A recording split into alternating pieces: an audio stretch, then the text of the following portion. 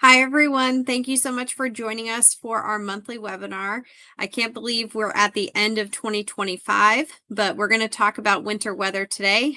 We started January talking about winter weather, and we've already seen a chance of winter weather this week. So it's a great time just to refresh and remind ourselves of all the different things that we can do.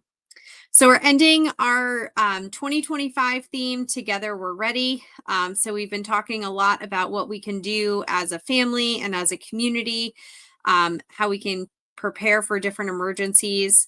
Ready Fairfax is our preparedness program. And through our preparedness program, we offer lots of different ways to engage in the community. We can come out and teach different classes. So whether you want to learn about preparedness for individuals, if you're interested in learning about our 5-step neighborhood guide and how you can get your neighborhood prepared, or if you own a business, if you're involved in a house of worship. And then we are also, for the winter months between October and March, we host monthly scout days. So if you have any youth that are interested in learning about emergency preparedness, we have those scheduled, and you can find those on our website. So let's talk a little bit about winter weather. We've already seen a chance this week of winter weather just to the west of us. So I want to remind everyone that the county does have a guide to snow. So this page is up and running. It does pull some of the daily forecasts. So earlier this week, you could see the National Weather Service had some great graphics out. Luckily, we were just to the east of some of that winter weather, but those local forecasts can be found there. And then we also have the operating status. So we do pull from a couple different sources.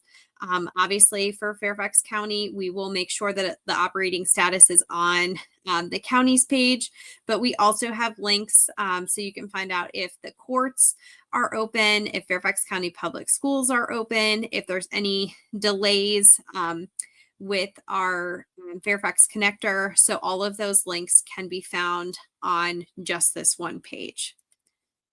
We do have a couple of resident resources. Obviously, we want you to stay prepared and in the know. So Fairfax Alerts, you can sign up and get traffic alerts, weather alerts. These are great for winter weather so that you can avoid those traffic areas, but you can also get those weather watches and warnings so that you know that everything is coming. You can silence those notifications if you only want to get them during the day. You can control those hours of when you get those alerts. Community Connect, still with our fire department. You can enter in information about who lives in your home, if you have any pets, if you have anyone with disabilities and access and functional needs, if you own a business, you can also register your business for Community Connect.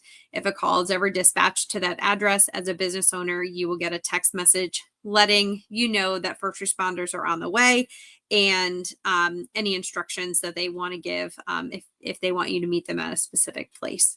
And then the emergency health profile. This is always great. This is phone number based. So if you have an individual that has complex medical needs or any mental health illness that they're dealing with, you can register by the phone number. And if they call into the 911 call center or the non-emergency number, anything that you put in that profile will come up for that dispatcher who's answering the call.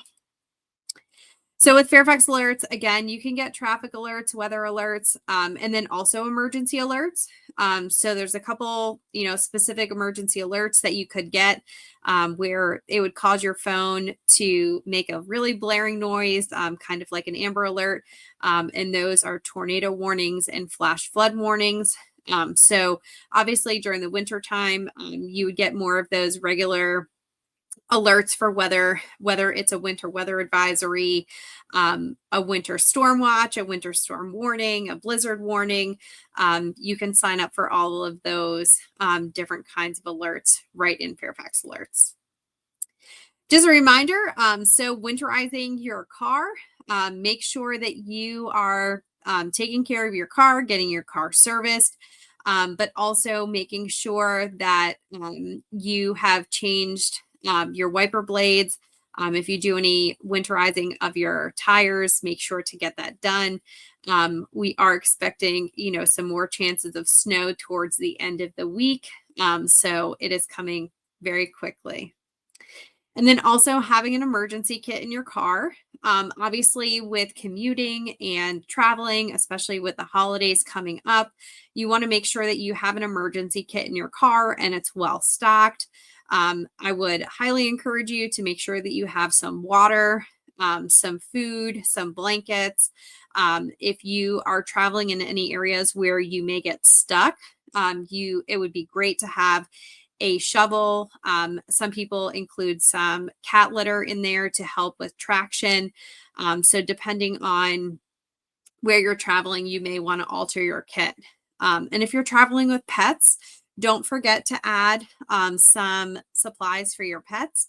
If you guys do get stuck in the car for a while, or a couple of years ago, people got stuck on 95 during some heavier snow than was expected, and people didn't have very many supplies. So just keep in mind, you could always get stuck if you are just trying to commute home. Winterizing your home, so making sure that you are closing off those outside spigots and doing some of those different winterization things to keep your home warm. Obviously we are all going to have the heat running. It's going to be a little bit cold outside, so we want to make sure that we're winterizing. We don't want our pipes to freeze. If you are leaving, make sure that you do not turn your heat off. You just want to turn it down, but you want to make sure that if you have any pipes on those outside walls, open those cabinets, make sure that they are exposed to heat, because you don't want to come back to a burst pipe or any kind of flooding.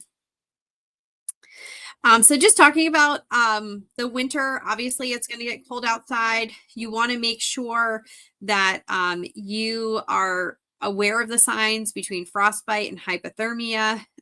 It's always best to dress in layers. More layers. If you're warm, you could always take them off, but we want to make sure that we are definitely protecting ourselves and knowing the signs of when to call for help. And this is just a little graphic. Obviously, if it's chilly, just a couple layers. If it's cold, we're doing a little bit more. Extreme cold, we want to make sure all those extremities are covered and having as many layers as possible.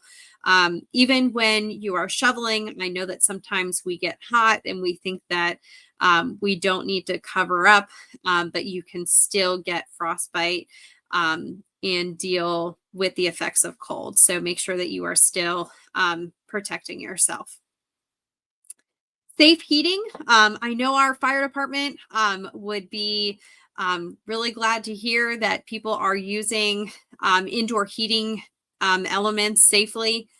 So make sure that you are not overloading those power strips. Make sure that you are using a surge protector, making sure that you're not putting anything near heaters. We get a lot of calls, especially during the winter time, for improper use of heating elements, and those cause fires. If you do have portable heaters, please do not dry your clothes on them. Don't put anything fabric on them. You want to make sure that you're keeping yourself safe. Snow shoveling tips. So obviously one of the things that we want to make sure that we're doing is that we're clearing fire hydrants. I'm going to talk about a fire hydrant adoption program in a second, but make sure that you are helping to clear those sidewalks in your neighborhoods, especially if schools are trying to open. We want to make sure that those sidewalks are safe for kids. So using salt, obviously pet safe salt is the best, or de-icer for those sidewalks, and the different steps that you have. The other thing, we want to make sure that if you are shoveling, that you are taking plenty of breaks and staying hydrated. Don't overdo it. If it snows a lot, make sure that you are shoveling either in shifts or taking breaks and properly hydrating for that. Snow removal. So who does what in Fairfax County? We always get a lot of calls about this, but the Virginia Department of Transportation, they deal with all of the public roads and the big roadways such as 66 and 95. Private streets, if you live, for example, in an HOA or on a side street, that may not be VDOT's responsibility, especially in an HOA. Within that private neighborhood, it could be the homeowner or condo association that is responsible for that. We do ask that residents and business owners help clear the snow from sidewalks in front of their property. Obviously, we want to make sure that it's safe for everyone. And if you live in an apartment or condo, you can check with the management company. Usually they set a limit. For example, I know that there are a couple condo complexes around here. If it's under 2 inches, they do not shovel. If it's expected to be over 2 inches, they do shovel. So just making sure that you're aware and taking precautions, making sure you're walking. We say walk like a penguin. Make sure that you're taking steps that are slow and you don't want to slip. So adopting a hydrant, the fire department a couple months ago pushed out a new program about adopting a hydrant. There is a QR code. There's also a link that you can use. If you are interested in adopting one of these hydrants, you can go on and apply. You can enter in your address and see what hydrants around you are available for adoption. And obviously, it's more than just snow, but you can also make sure that there's no leaves or any debris that are blocking those hydrants. The quicker the first responders can get there and hook up, the faster they can provide services. So we want to make sure as many hydrants are adopted as we can get, and especially going into the snow season. If you haven't had the chance to do so, please go check that out and adopt a local hydrant.